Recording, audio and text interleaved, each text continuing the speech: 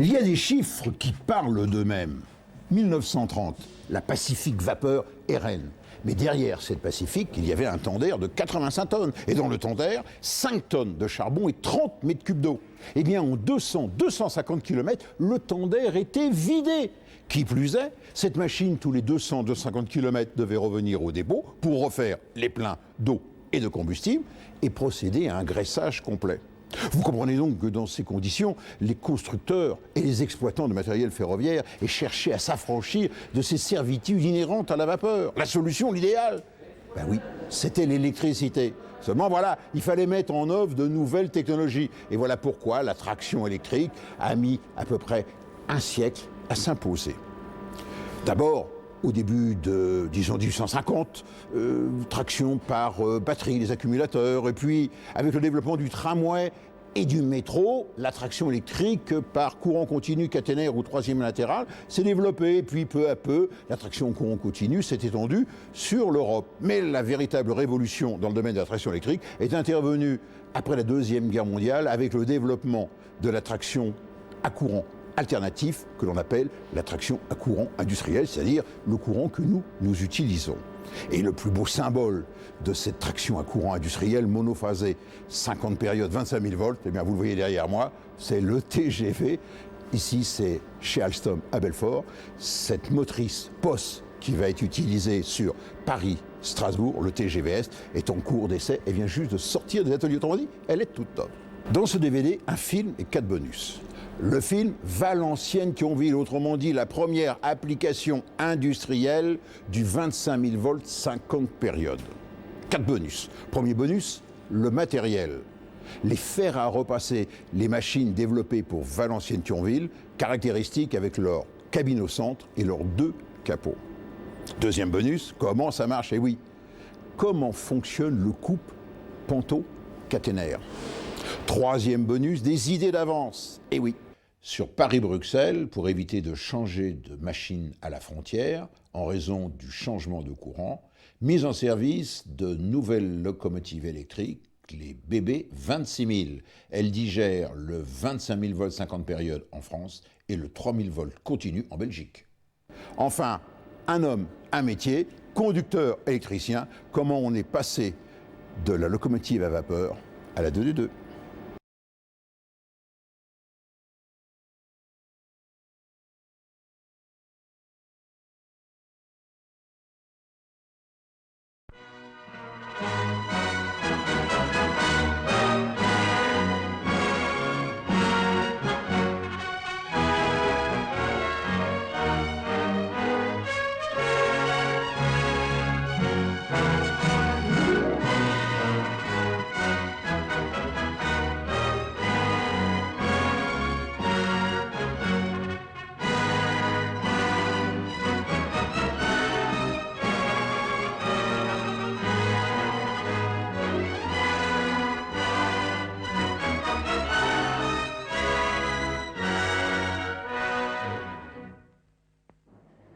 En vue de réduire les dépenses des installations fixes des électrifications, la SNCF a équipé en 1950, à titre d'essai, la ligne Aix-les-Bains-La Roche-sur-Foron avec le courant monophasé 50 périodes, qui est le courant de tout le monde, à la tension élevée de 25 000 volts. Dans ce type d'électrification, les sous-stations sont peu nombreuses et leur importance est réduite.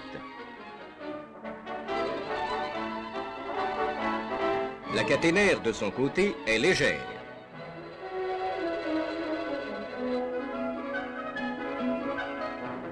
L'emploi des locomotives les mieux adaptées au trafic est permis.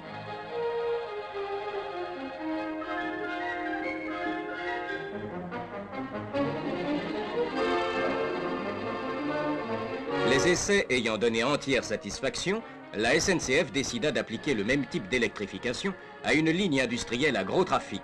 C'est la ligne de Valenciennes-Thionville qui fut choisie. Celle-ci réunit le bassin du Nord, gros producteur de charbon, au bassin de l'Est, gros producteur de minerais, et dessert une région industrielle exceptionnelle, concentrée le long de la frontière du Nord-Est.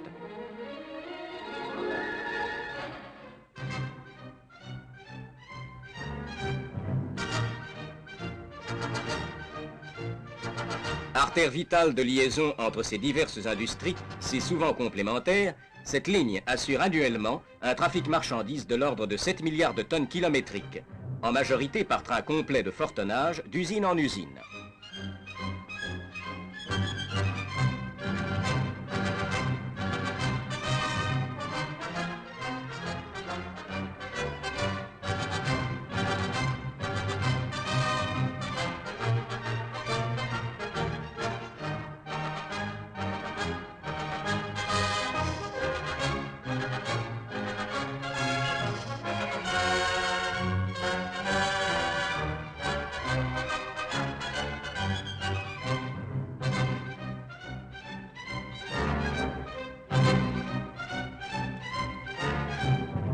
Le trafic des voyageurs est relativement faible, mais comporte cependant une certaine circulation de trains internationaux reliant l'Angleterre à la Suisse de Calais à Bâle. Le profil de la ligne est accidenté. Partant de Valenciennes, elle s'élève avec des rampes atteignant 11 mm 5 par mètre, rampes sur lesquelles 2 locomotives à vapeur sont bien souvent nécessaires pour assurer la remorque des trains lourds.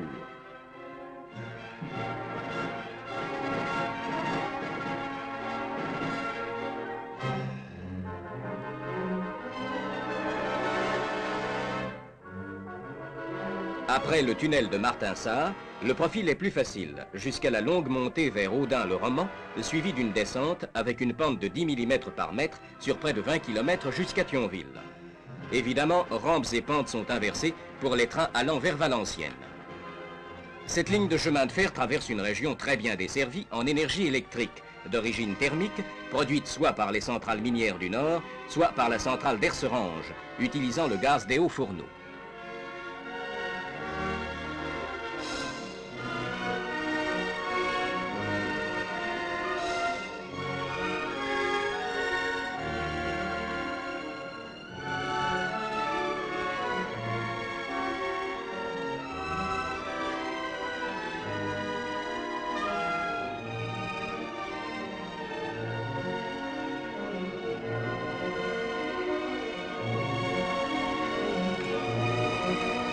Cette ligne possédait donc tous les avantages permettant une électrification.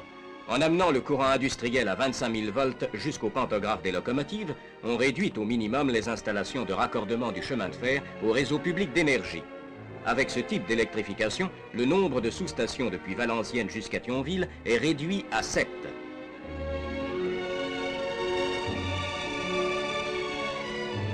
En outre, une assez grande latitude étant permise pour l'implantation des sous-stations, 4 de celles-ci ont pu être incorporées dans un poste EDF sans y prendre beaucoup de place, comme le montre la partie encadrée d'un de ces postes.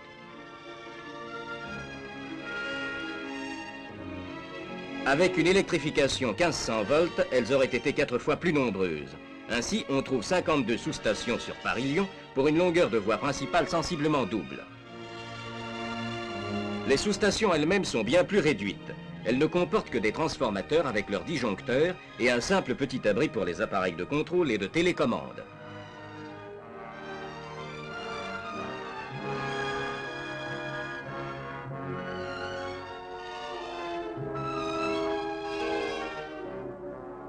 Une sous-station de 1500 volts nécessite, outre les transformateurs, des redresseurs installés dans un bâtiment assez vaste et un appareillage beaucoup plus important.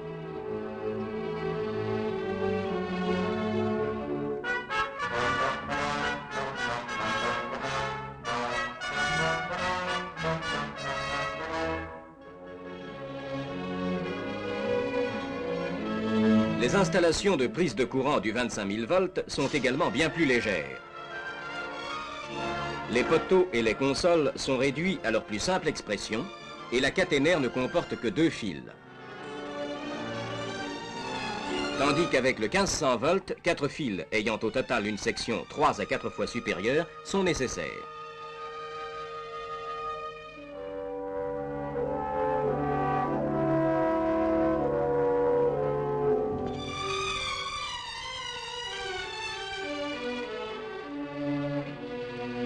Avant de poser les installations de prise de courant, il a fallu, comme pour toute électrification, agrandir le gabarit des ouvrages d'art.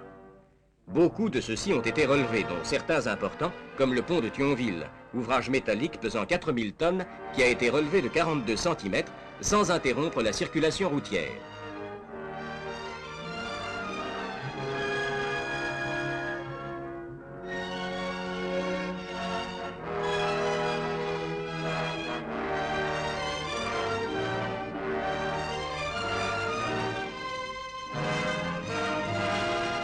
À Audun-le-Roman, c'est un pont en béton armé qui a été relevé.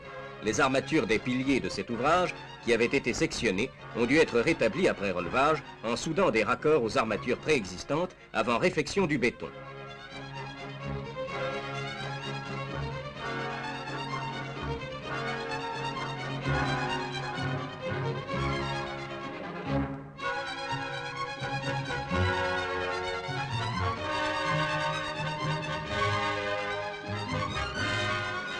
Le pont a été emprunté dès son relevage, avant même que le raccord de la chaussée ait été effectué.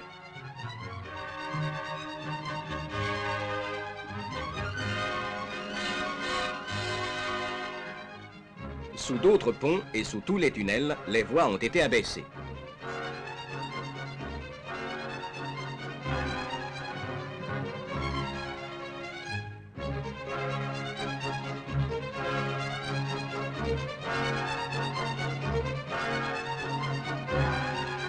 Il a fallu également améliorer la signalisation ancienne en vue de l'adapter à la traction électrique tout en la modernisant. Le bloc manuel Lartigue a fait place au bloc automatique lumineux. En ligne et dans les gares, les signaux mécaniques ont été supprimés et des signaux lumineux ont été installés.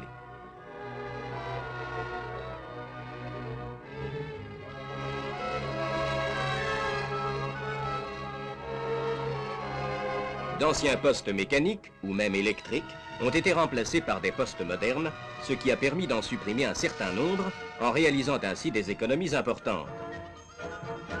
Par exemple, à Thionville, 3 postes électriques du type Siemens, qui avaient d'ailleurs fortement été endommagés par fait de guerre, ont été remplacés par un poste unique du type tout relais.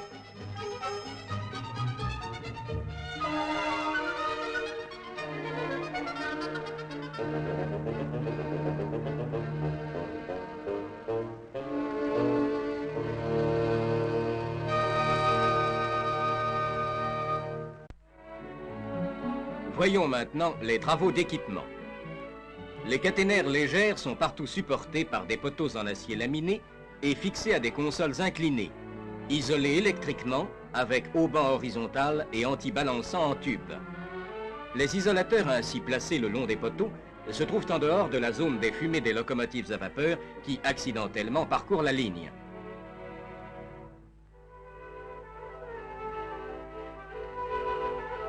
Les fouilles pour la pose des supports de la caténaire ont été effectuées à l'aide d'une foreuse, chaque fois que le terrain s'y prêtait.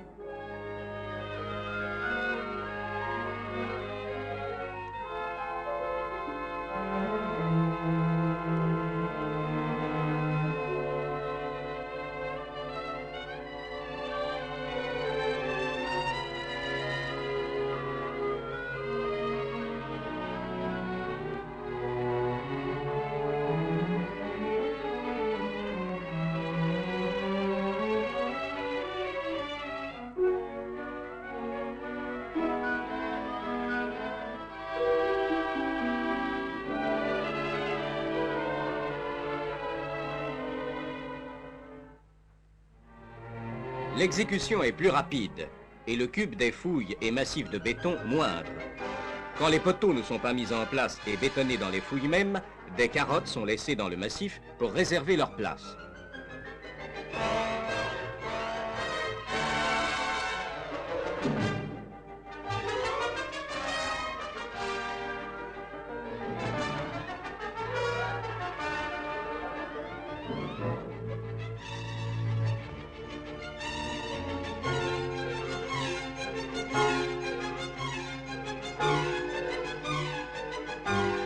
Les poteaux sont galvanisés, ce qui est une innovation pour des pièces de cette importance.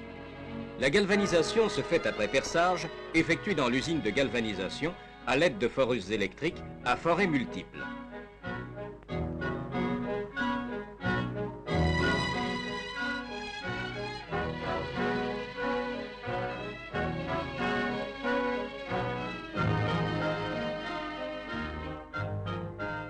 Le passage par plusieurs bains différents de décapage et de lavage est nécessaire avant l'immersion dans le bain de galvanisation, bain dans lequel le zinc est maintenu en fusion.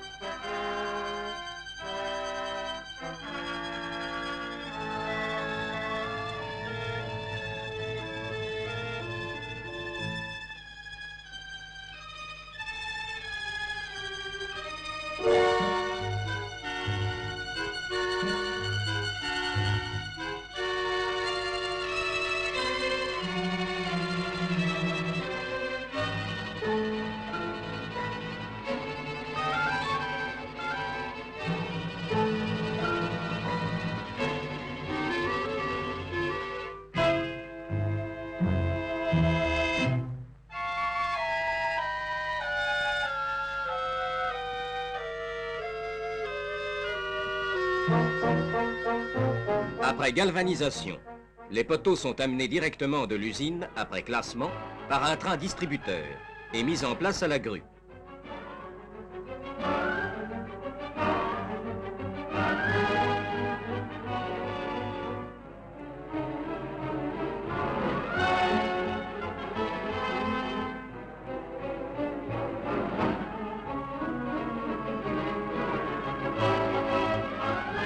Les poteaux sont ensuite réglés, calés, puis scellés.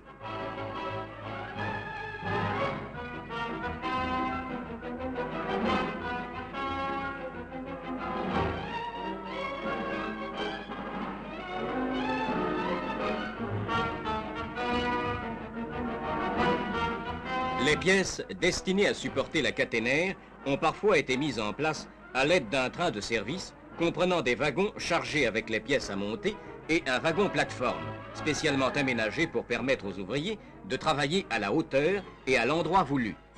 La mise en place des consoles, haubans et autres pièces se fait ainsi commodément et rapidement.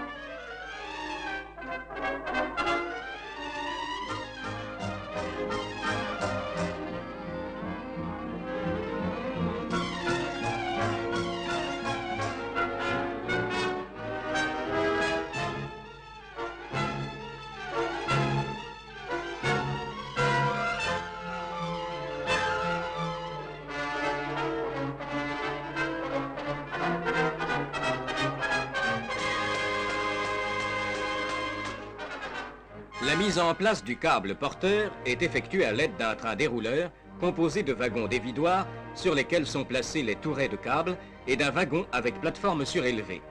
Celle-ci peut être mise à la hauteur voulue pour permettre l'accrochage du câble.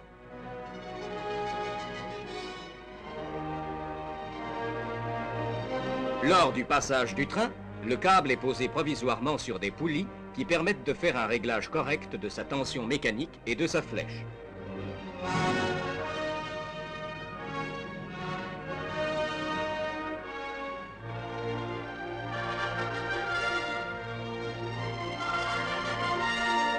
Après le réglage du porteur, des pendules provisoires, tiges recourbées en forme de crochet aux extrémités, sont placées sur le câble pour recevoir le fil de contact.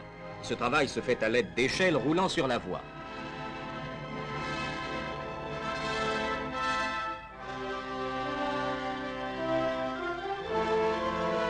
Toujours avec l'aide d'un train dérouleur, le fil de contact est ensuite mis en place.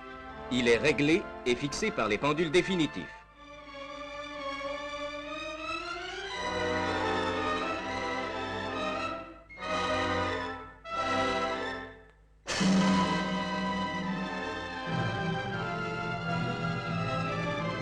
Les fils de contact sont sectionnés tous les 1300 à 1500 mètres et un appareil tendeur automatique à poulie et contrepoids assure la constance de la tension mécanique des fils de contact malgré les variations de température.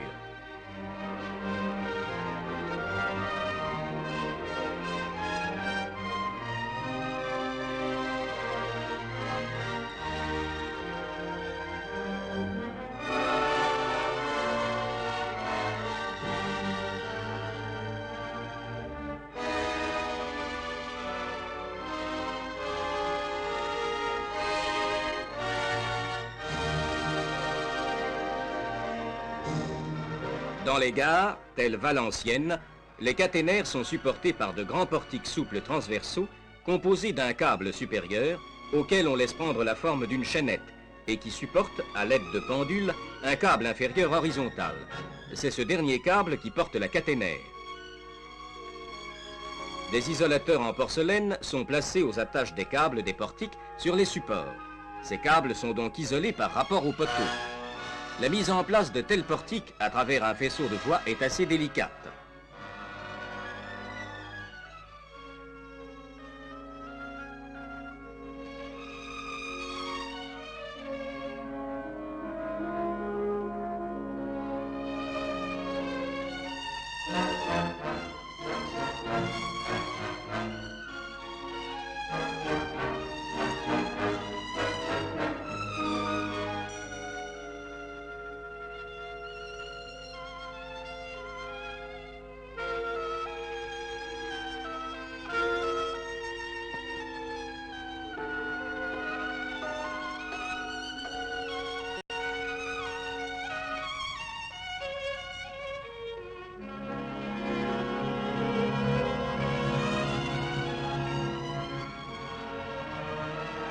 On remarque aisément la légèreté de l'installation 25 000 volts par rapport à celle du 1500 volts que l'on voit ici.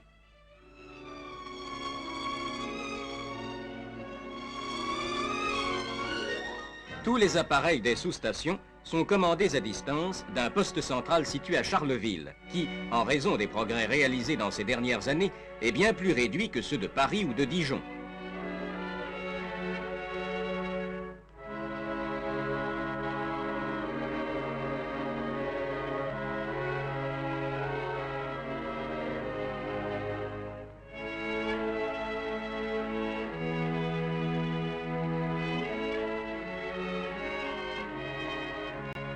Il est intéressant de comparer par l'image le nouveau poste de Charleville, avec ses installations vraiment réduites, et l'importance massive des commandes centralisées de Dijon et de Paris, qui furent, il n'y a pas si longtemps, le dernier cri de la technique.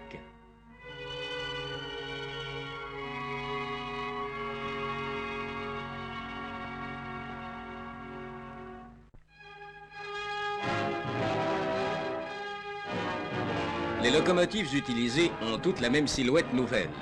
Elles ne comportent qu'une seule cabine de conduite centrale, ce qui a entraîné des économies constructives importantes. Elles sont de 4 types différents. Les CC à groupe tournant monocontinu.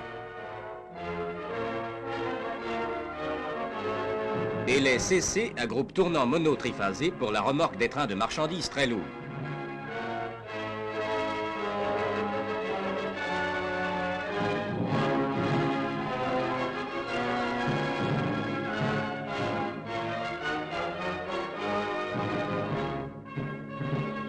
Puis les locomotives BB à moteur monophasé direct à collecteur. Enfin, les BB à redresseur pour les services voyageurs et mixtes.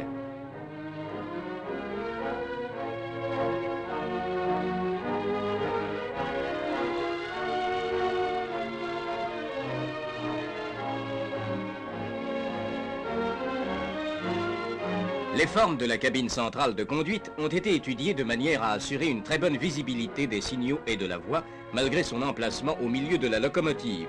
Le champ de visibilité est parfaitement dégagé, tant vers l'avant que vers l'arrière.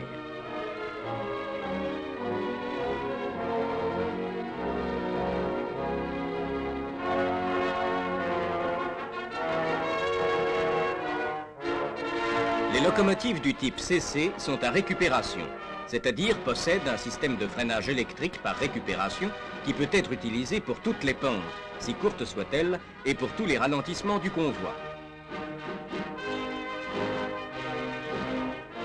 La locomotive consomme du courant ou en produit.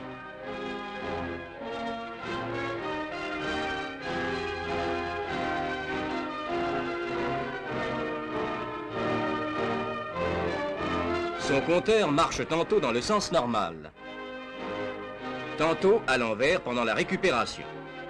L'énergie produite vient en déduction de l'énergie consommée, de sorte que l'énergie nécessaire pour remorquer 1 tonne est en moyenne de 11 watts-heure par kilomètre, ce qui est peu.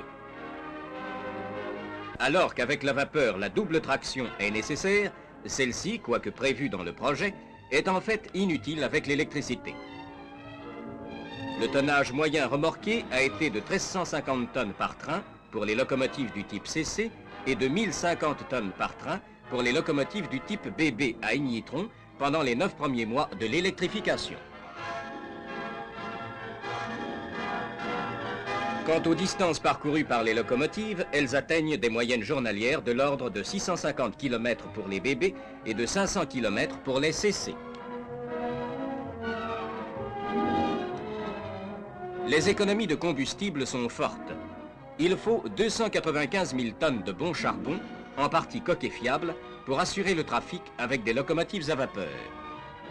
En traction électrique, il suffirait de 80 000 tonnes de charbon pour produire dans des usines thermiques toute l'énergie nécessaire.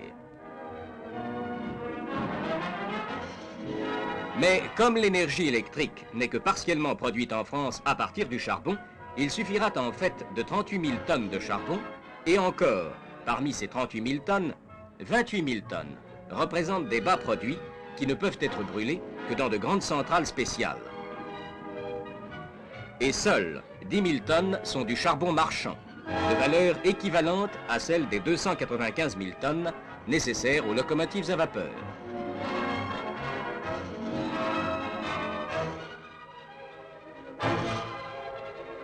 Les économies de combustible sont donc considérables, mais l'économie d'énergie n'est pas la seule. Il y en a encore et de plus importantes sur les frais de conduite et d'entretien des locomotives et sur les dépenses des dépôts. Ce type d'électrification permet de remorquer avec les locomotives les plus légères les trains les plus lourds d'Europe sous les caténaires les plus légères du monde.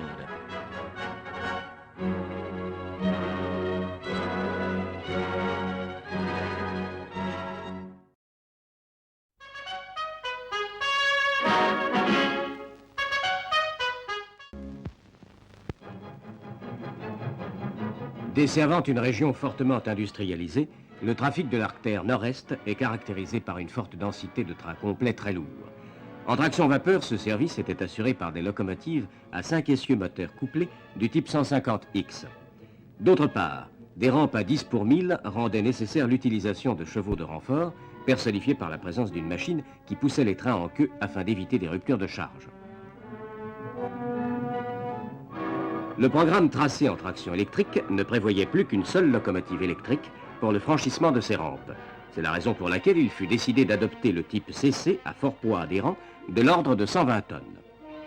Une solution sûre consistait à conserver des moteurs de traction à courant continu qui avaient déjà fait leurs preuves et de les alimenter par un groupe convertisseur rotatif transformant le courant monophasé en courant continu. Ainsi est née la locomotive CC 14100 de conception Alstom. Pour ce type, le courant monophasé à 25 000 volts capté sur la caténaire alimente le primaire du transformateur principal TP.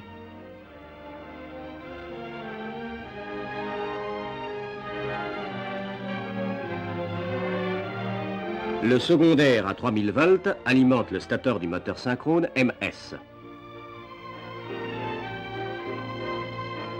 Deux génératrices à courant continu, GP, calées sur l'arbre du moteur synchrone, alimentent sous tension variable de 0 à 750 volts les 6 moteurs de traction M à courant continu branchés en parallèle. Ce qui caractérise la CC 14100, c'est le groupe mono-continu dont on effectue ici la mise en place sur le châssis de la locomotive dans le hall de montage du constructeur.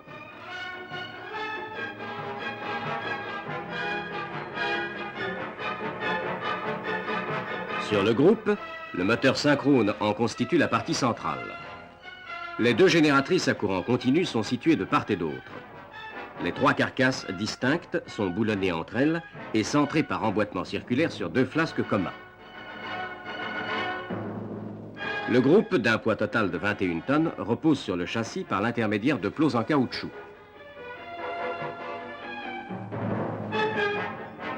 La locomotive du type CC à fort poids adhérent permet sans difficulté l'adoption d'un organe aussi lourd. La locomotive à marchandises de faible puissance massique est bien le domaine de prédilection de la machine à groupe.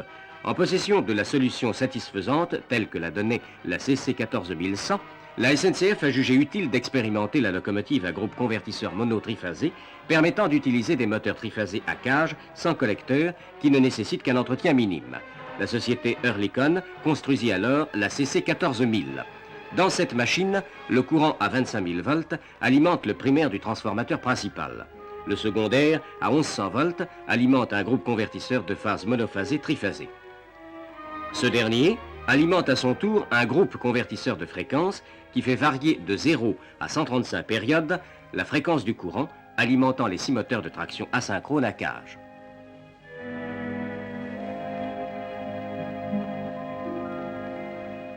Les machines de la CC 14000 forment 2 groupes. Le moteur synchrone et la génératrice à courant continu sont réunis et forment le groupe synchrone convertisseur de phase qui tourne à vitesse constante. La machine asynchrone et le moteur à courant continu forment le groupe asynchrone convertisseur de fréquence. La conversion ainsi réalisée permet de donner au moteur de traction triphasé à cage une souplesse analogue à celle du moteur série. C'est ici l'assemblage d'un groupe synchrone. Les 2 rotors, une fois assemblés, sont introduits dans les carcasses.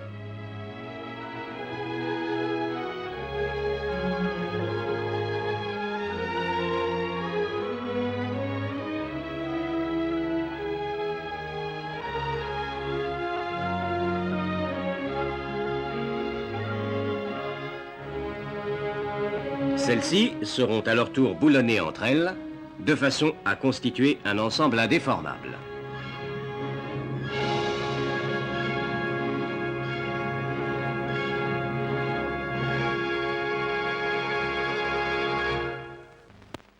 Si les trains lourds du service marchandises exigent des machines puissantes, mais relativement peu rapides, le service voyageurs nécessite des locomotives plus nerveuses et capables de vitesse.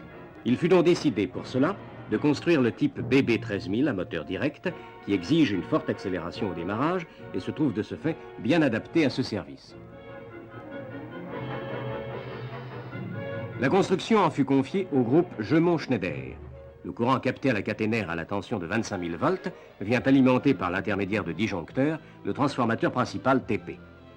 Un graduateur de tension disposé côté primaire permet par l'intermédiaire du secondaire l'alimentation directe sous tension variable de 0 à 350 volts des 4 moteurs de traction monophasés à collecteur M branchés en parallèle. Mais là résidait le problème, construire des moteurs fonctionnant directement sous courant monophasé 50 périodes. Dans le moteur adopté, des connexions en métal résistant montées suivant une disposition entièrement nouvelle relient les sections de l'induit aux lames du collecteur afin de réduire les courants de court-circuit. Elles permettent simultanément une élévation de la tension d'alimentation du moteur.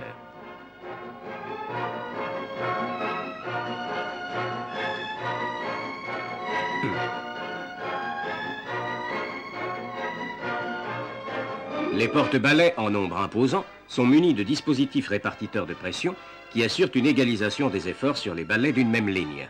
Les courants de court-circuit, déjà réduits par les connexions résistantes, le sont encore par l'emploi de balais divisés et par l'isolement des faces des porte-balais.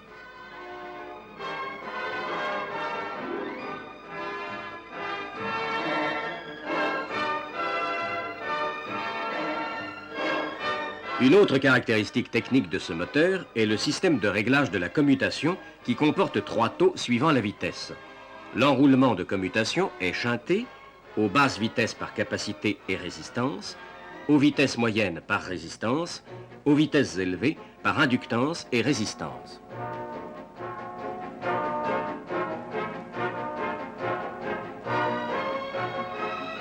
Dans tout parc de locomotives, il est bon d'avoir des locomotives mixtes pouvant assurer indifféremment un service voyageur ou un service marchandises, de façon à apporter de la souplesse dans l'utilisation du parc.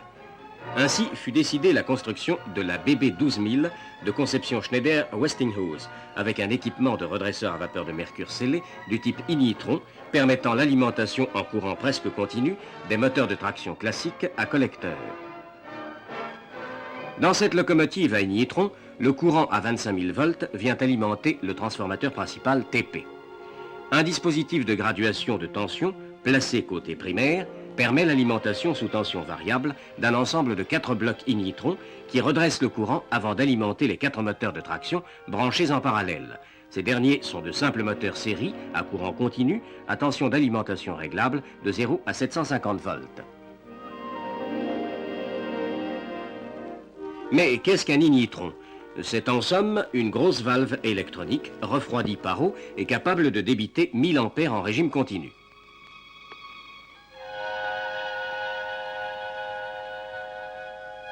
Voyons de plus près son principe et son fonctionnement.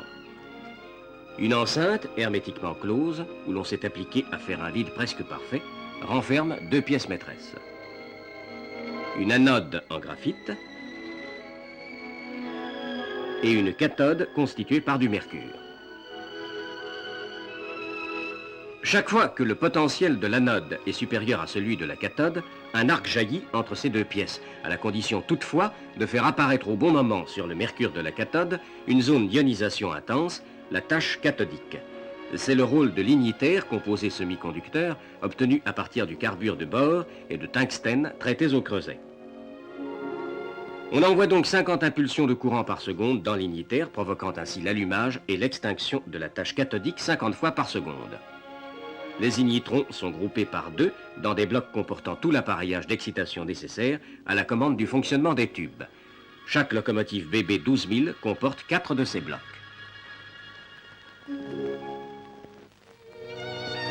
Le principe de fonctionnement et la caractéristique principale de chacun des 4 types de locomotives étant maintenant établis, on peut dire que le tour d'horizon sur ces nouvelles formules de traction électrique était nécessaire afin de ne fermer la porte à aucune des solutions présentées. Mais la rançon de cette diversité semble devoir être la mise en service simultanée d'un grand nombre d'organes très différents devant compliquer le démarrage du nouveau système d'électrification. Pour y remédier, un des principaux soucis des techniciens a été d'unifier et de standardiser au maximum.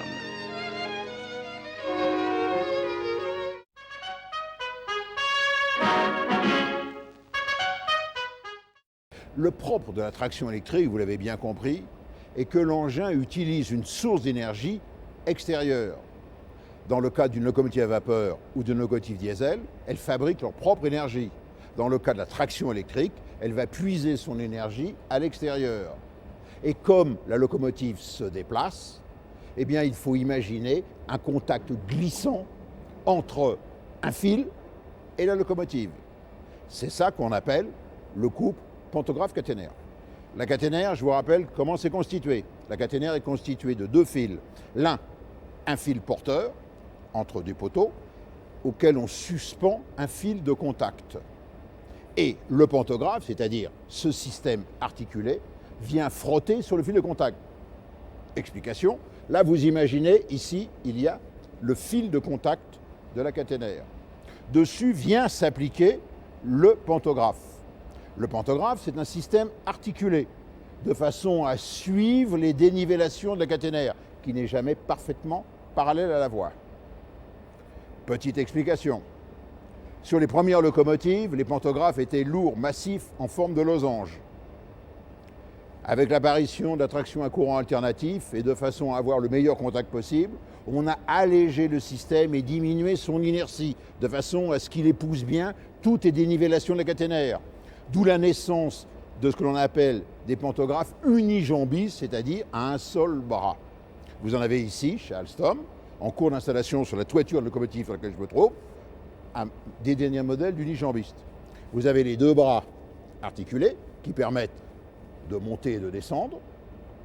Et vous avez la surface de contact qui est constituée par, vous voyez, c'est ce qu'on appelle l'archet, avec les cornes de l'archet, pour ne pas accrocher la caténaire, et les surfaces de contact. Ici, comme c'est un panneau pour courant continu, donc forte intensité, on a doublé les surfaces de contact, et c'est des barrettes en cuivre. En courant alternatif, il n'y a qu'une seule semelle de contact avec des barres en carbone qui doivent être changées régulièrement.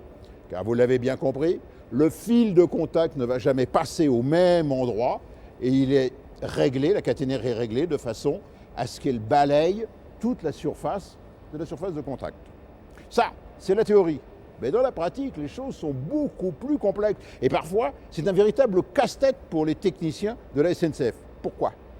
Parce que vous avez un véhicule qui roule à très grande vitesse, jusqu'à 300, 320 km/h pour un TGV.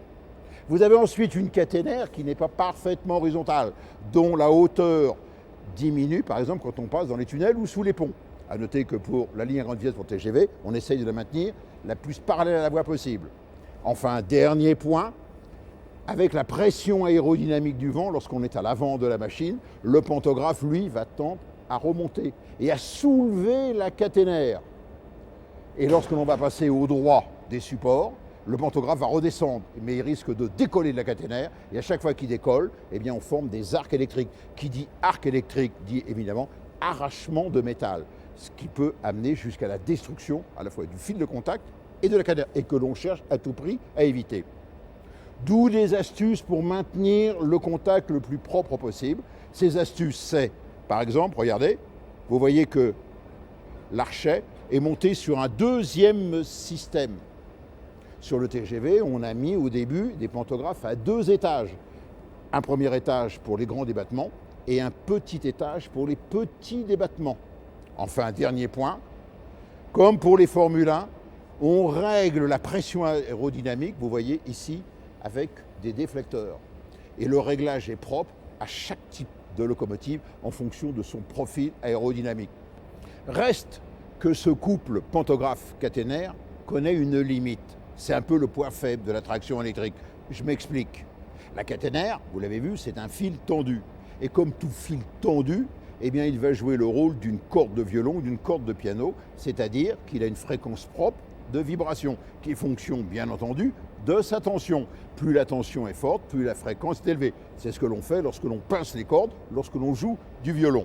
Eh bien, il en est de même pour le pantographe avec la caténaire. À mesure que la vitesse augmente, on va rattraper l'onde de déformation qui oscille autour de 600 km/h. Autrement dit, vous l'avez bien compris, la limite, je dirais, théorique pour un record, pour le TGV, est de l'ordre de 600 km/h. Mais dans la réalité, on est bien en dessous de l'exploitation commerciale, puisque sur le TGV Est, on va circuler à 320 km/h en toute sécurité.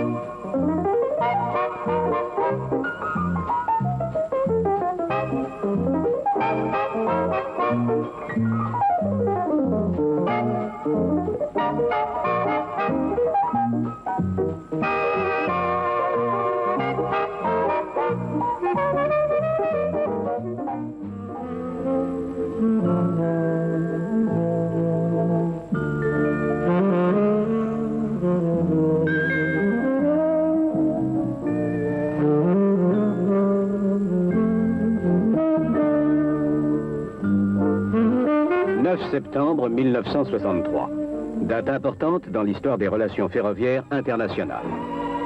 La capitale française accueille les personnalités belges venues consacrer officiellement la mise sous tension de l'axe Paris-Bruxelles. Monsieur Jacquet, ministre des Transports, Monsieur Ségala, président de la SNCF, et Darjoux, directeur général, reçoivent Monsieur Bertrand, ministre belge des Communications, Monsieur Claes, président de la SNCB, et De Vos, directeur général des chemins de fer belges.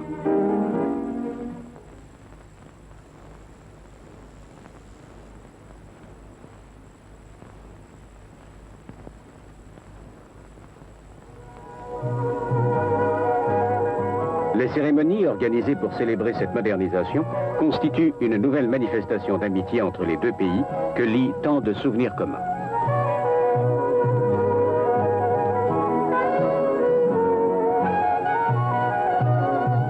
C'est grâce à une étroite collaboration entre les administrations intéressées qu'ont pu être menés à bonne fin les travaux d'électrification de part et d'autre de la frontière.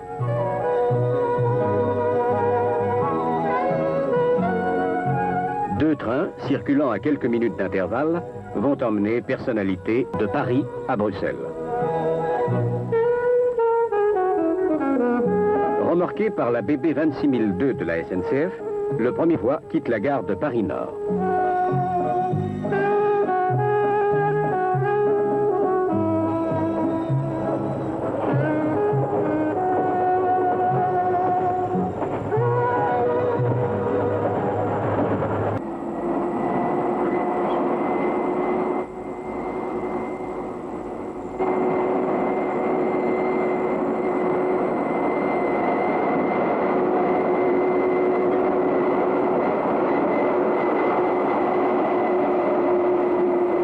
La BB 150 011, en tête du deuxième train spécial, sera la première locomotive électrique belge à effectuer de bout en bout le parcours Paris-Bruxelles.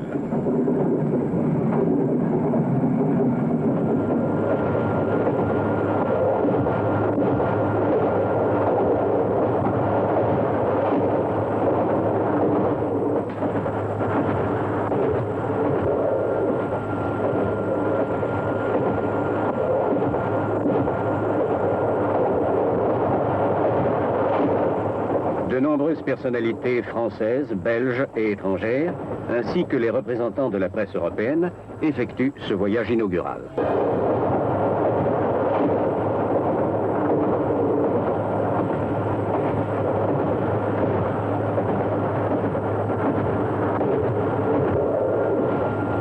À la jonction des deux réseaux, où le courant continu 3000 volts succède au courant monophasé 25 000 volts, la SNCB a réalisé un équipement permettant le passage sans ralentissement des locomotives polycourants grâce à un changement de pantographe commandé par une manœuvre très simple.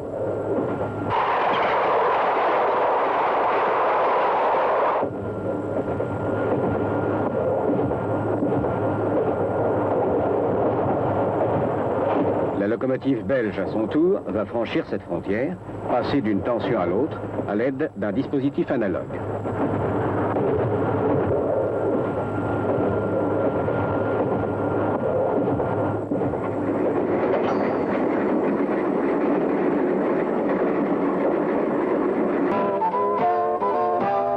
Bruxelles centrale. Au terme d'un trajet de 310 km, la première liaison électrique Paris-Bruxelles vient d'être réalisée sans changement de locomotive. Grâce au chemin de fer, la capitale de la Belgique est désormais plus proche de Paris dans l'espace et dans le temps que Dijon, Nancy ou Poitiers.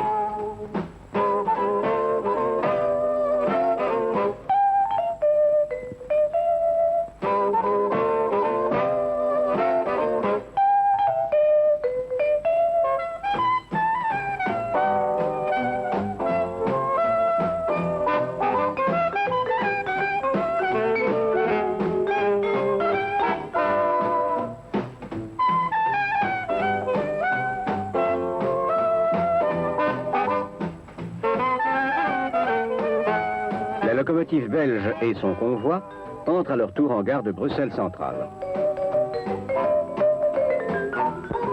Nouvel hommage à la solidarité franco-belge. Une cérémonie simple mais digne va rassembler dans un recueillement unanime officiels et invités des deux pays.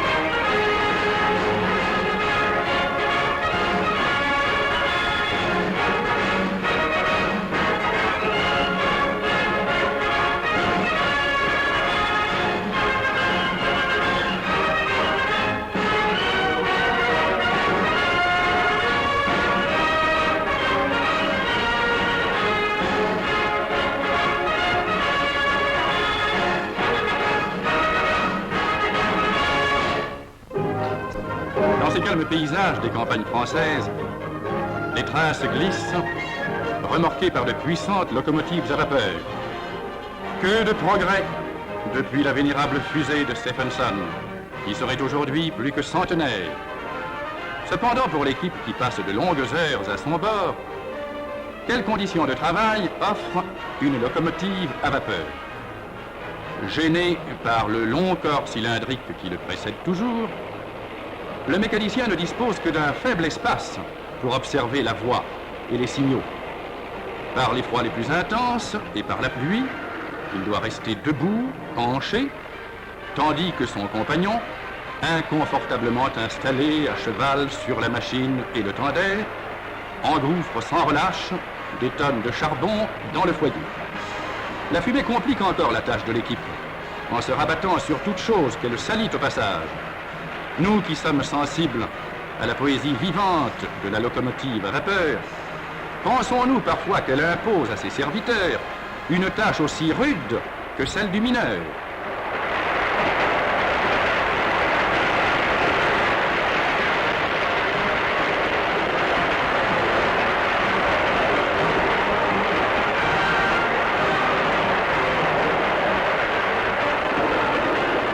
Comme la locomotive électrique nous paraît par contre spacieuse, moderne, agréable à accompagner, le conducteur électricien, à l'abri des intempéries, embrassant sans effort toute la voie d'un seul coup d'œil, à travers le cercle de l'antibuée, est placé dans les conditions idéales pour assurer la sécurité au lourd convoi dont il a la responsabilité.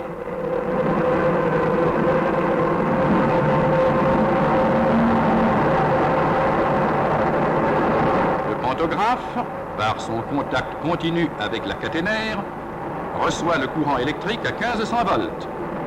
Discipliné par un mystérieux appareillage qui exige plus de 5000 mètres de fil, il va animer 4 puissants moteurs de chacun 1000 chevaux. Mais la moderne 2D2 que nous accompagnons a eu des ancêtres qui nous font maintenant sourire. 1893, la locomotive à accumulateur du Nord. 1894, la locomotive thermoélectrique Heilmann, puis 2 projets qui ne virent pas le jour. 1895, une machine de 300 chevaux circule près de Saint-Germain. Depuis, les locomotives électriques captent leur énergie à l'extérieur. 1897, la première locomotive du PLM. 1900, les premiers tracteurs de la banlieue ouest qui sont toujours en service. 1924, les rames métalliques de la banlieue Saint-Lazare. 1937, le matériel moderne de la banlieue Montparnasse. Et les célèbres rames Budd qui atteignirent 187 km/h. Les locomotives de 1900 de la compagnie d'Orléans modifiées circulent encore. 1910, brève apparition du courant alternatif en France. 1921, première locomotive à 1500 volts, continue. 1923, première locomotive à grande vitesse. 1924, les prototypes de la compagnie d'Orléans pour Paris-Vierzon, dont l'un donne naissance au 2D2 actuel. 2D2, c'est-à-dire 4 essieux moteurs, D, encadrés par 2 bogies porteurs. Il existe plusieurs types de 2D2. Le type 700, le type 500 ouest, puis, fonçant en pleine vitesse, les récentes 5500 du sud-ouest.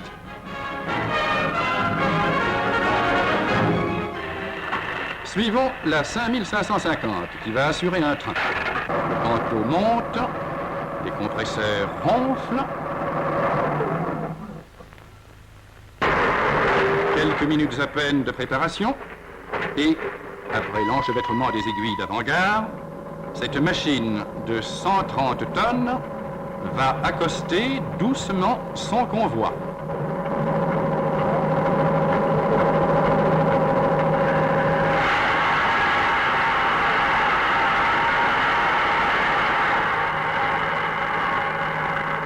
Une légère poussée, imperceptible au voyageur, voilà qui dénote déjà une certaine adresse.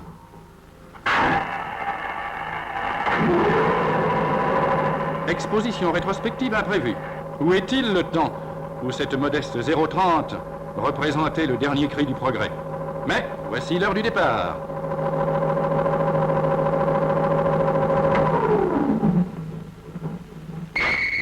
fort.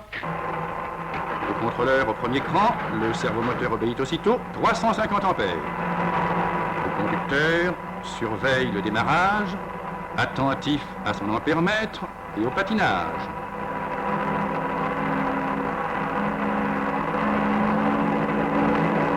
Doucement, mais irrésistiblement, le train de 700 tonnes s'ébranle. Au début, les moteurs restent couplés en série. On ne leur applique ainsi que le quart de la tension. Chaque position du contrôleur est répétée par un servomoteur, actionnant les contacteurs de la partie haute tension. Les résistances insérées dans le circuit de traction sont progressivement éliminées. La vitesse s'accroît.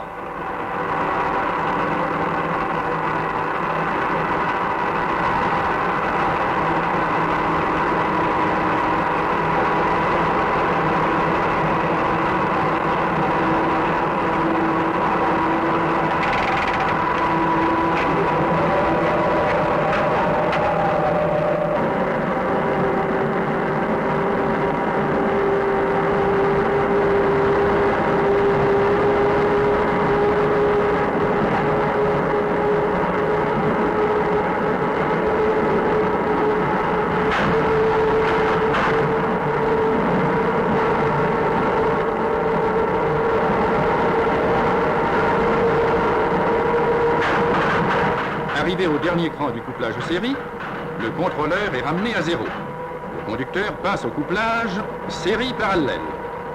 Les moteurs fonctionnent à la moitié de la tension. Les résistances sont de nouveau éliminées.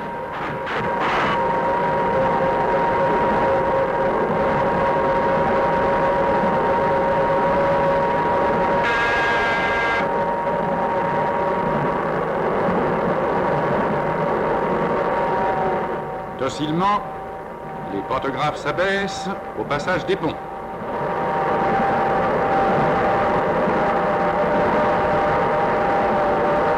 80 km/h.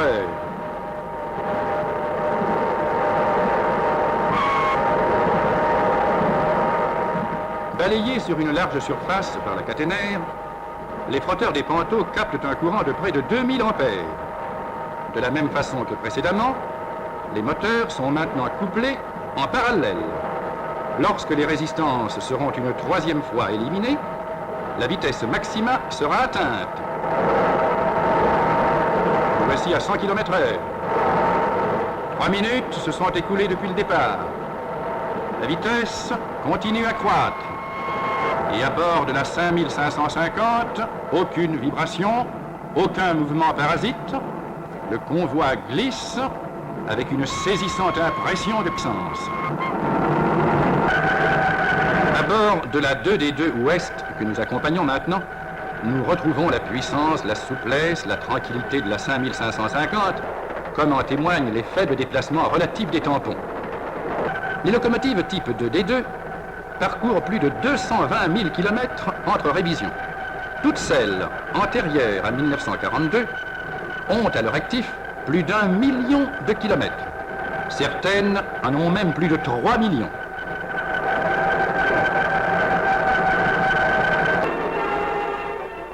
Indifférente aux éléments qui se déchaînent, la 5550 avec ses 4000 chevaux ne nous apparaît-elle pas un peu comme une nouvelle force de la nature ?